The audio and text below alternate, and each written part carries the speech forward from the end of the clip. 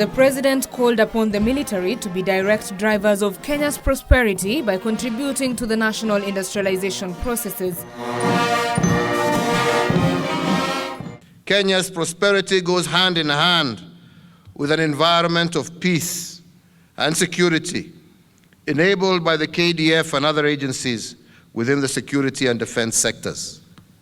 Furthermore, the Kenya Defense Forces are now called upon to be direct drivers of our national prosperity by contributing to the national industrialization process. He said the military's involvement in industrialization will not only boost Kenya's capabilities with respect to security-related logistics, but also support other sectors of national growth while expanding the scope of skills and competencies across the entire economic landscape.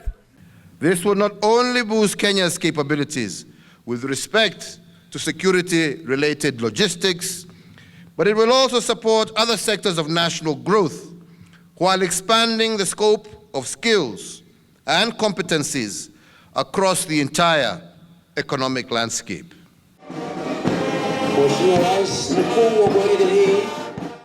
The head of state said he appreciates the role KDF has continued to play in securing Kenya within the framework of multi-agency operations, and that the Kenya government will continue investing to give Kenya's men and women in uniform the best training and equipment necessary for the security challenges of the 21st century. At this point, I would also like to appreciate the Kenya Defense Forces for the role they continue to play in securing our people within the framework of the multi-agency operations. The KDF has been instrumental in the search for regional and global peace as part of Kenya's contribution to a stable international environment.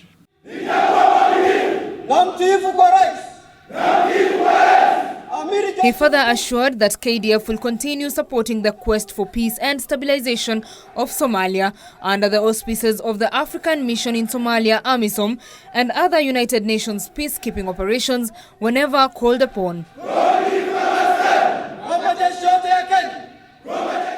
Not only does this bring peace, security, and stability to a neighboring state with which we share deep historic bonds, but it also provides our nation with safety and security from terror groups and other asymmetrical threats.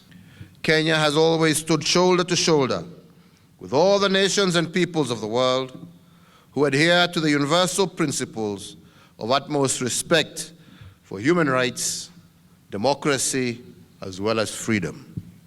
Number 112505, Rikurubeki Juma, Kenya Air Force. During the ceremony, the president presented awards to recruits who came out top in various fields. Becky Juma was honored as the best recruit all round. Thank you, sir.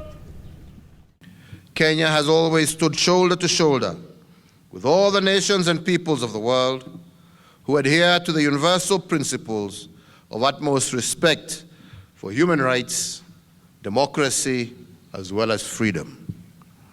We shall never waver from that solemn commitment, and each graduate here should expect to be called upon to continue that tradition wherever the demands of keeping the peace may be required.